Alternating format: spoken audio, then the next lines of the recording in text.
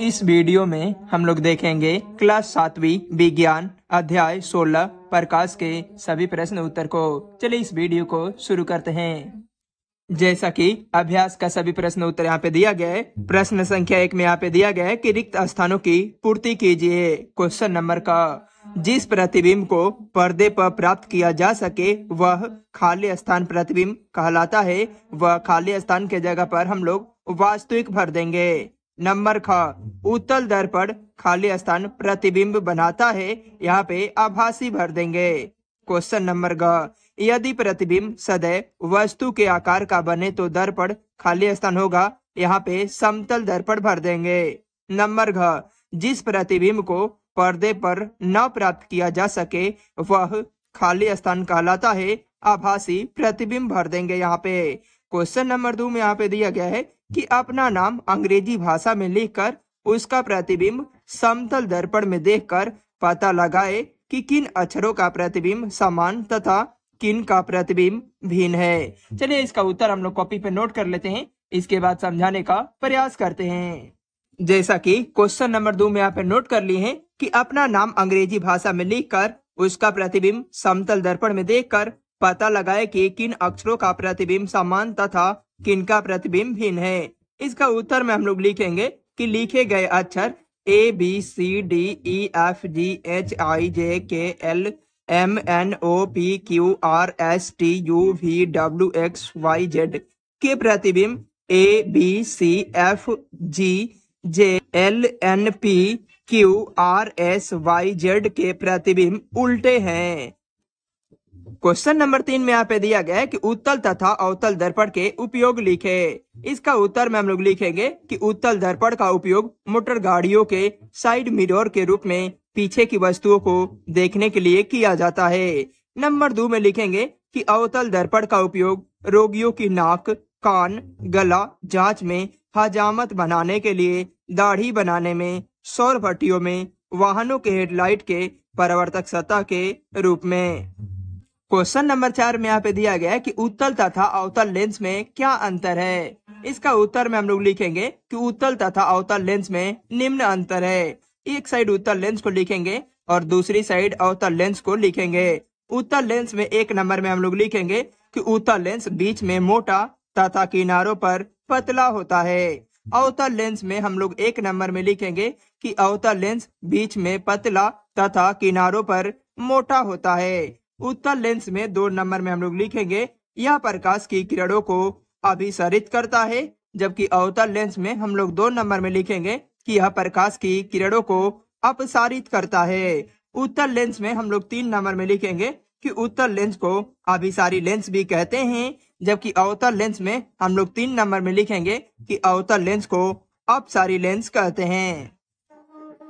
Question number 5 में यहाँ पे दिया गया है कि वास्तविक प्रतिबिंब किस प्रकार का दर्पण बना सकता है। इसका उत्तर में हम लोग लिखेंगे कि वास्तविक प्रतिबिंब अवतल दर्पण बना सकता है। क्वेश्चन नंबर 6 में यहाँ पे दिया गया है कि आभासी प्रतिबिंब किसे कहते हैं, उदाहरण देकर बताएं। इसका उत्तर में हम लोग लिखेंगे कि जिस प्रतिबिंब को पर्दे पर प्राप्त नहीं किया जा सकता है तो उसे आभासी प्रतिबिंब कहते हैं। इसे निम्न क्रिया द्वारा इस प्रकार समझा जा सकता है। एक समतल दर्पण के सामने एक कलम रखते हैं, कलम को दर्पण में देखने का प्रयत्न करते हैं। ऐसा प्रतीत होता है कि इसी प्रकार का कलम एक दर्पण के पीछे रखा है। अब दर्पण के पीछे पर्दा रखते हैं तथा पर्दे पर कलम का प्रतिबिंब प्राप्त करने का प्रयत्न करते हैं। हम कलम को इधर उधर भी करते हैं। हम देखते हैं कि किसी भी स्थिति में कलम का प्रतिबिंब पर्दे पर प्राप्त नहीं हो रहा है, तो इस प्रकार के प्रतिबिंब को आभासी प्रतिबिंब कहते हैं। प्रश्न संख्या 7 में यहाँ पे दिया गया है कि समतल दर्पण द्वारा बने प्रतिबिंब की विशेषता लिखे। इसका उत्तर में हम लोग लिखेंगे कि समतल दर्पण में बने प्रतिबिंब की निम्न विशेषताएं है। नंबर 1 प्रतिबिंब का आकार वस्तु के आकार का बराबर होता है। नंबर 2 दर्पण से प्रतिबिंब की दूरी वस्तु की दूरी समान होती है। नंबर 3 प्रतिबिंब सीधा होता है। नंबर 4 प्रतिबिंब सदैव आभासी बनता है, इसे पर्दे पर प्राप्त नहीं किया जा सकता है। प्रश्न संख्या 8 में यहाँ पे दिया गया है कि कॉलम ए में दिए गए शब्दों का मिलान कॉलम बी में एक अथवा अधिक सही कथनों से कीजिए। यहाँ पे कॉलम ए और कॉलम बी दिया गया है। यहाँ पे कथन ए का मिलान एक से अधिक से करना है। चलिए देखते हैं। समतल दर्पण का मिलान हम लोग करेंगे नंबर 2 से। सीधा तथा वस्तु के आकार का प्रतिबिंब बनाता है और इसका मिलान 2 और 4 से करेंगे। 4 से भी करना है। दांतों का आवर्धित प्रतिबिंब बनाता है जिसके कारण दंत चिकित्सक उपयोग करते हैं। तो क नंबर का मिलान हम लोग 2 और 4 से करेंगे। ख नंबर का मिलान हम लोग 3 से करेंगे। उत्तल दर्पण इसका प्रतिबिंब सीधा तथा वस्तु के आकार से छोटा प्रतिबिंब बनाता है। ग नंबर का मिलान 1 और 4 नंबर से करेंगे। 1 नंबर में यहाँ पे दिया गया कि उल्टा तथा आवर्धित प्रतिबिंब बना सकता है, जबकि 4 नंबर में यहाँ पे दिया गया है कि दांतों का आवर्धित प्रतिबिंब बनाता है जिसके कारण दंत चिकित्सक उपयोग करते हैं। घ नंबर का मिलान हम लोग 1 और 4 से फिर करेंगे। जैसे कि ग का भी मिलान 1 और 4 से करना है और घ का मिलान भी 1 और 4 से करना है और 4 नंबर का मिलान 3 से 6 से और 1 से करना है और इसको मिलान कर लेना है। यहाँ पे बोला गया है कि एक अथवा अधिक सही कथनों से कीजिए। तो 1 से और 1 से अधिक जो मिलान था उसे करना था। तो क नंबर का मिलान 2 और 4 से, ख का मिलान 3 से, ग का मिलान 1 और 4 से, घ का मिलान 1 और 4 से और 4 नंबर का मिलान 3, 6 और 1 से करना है।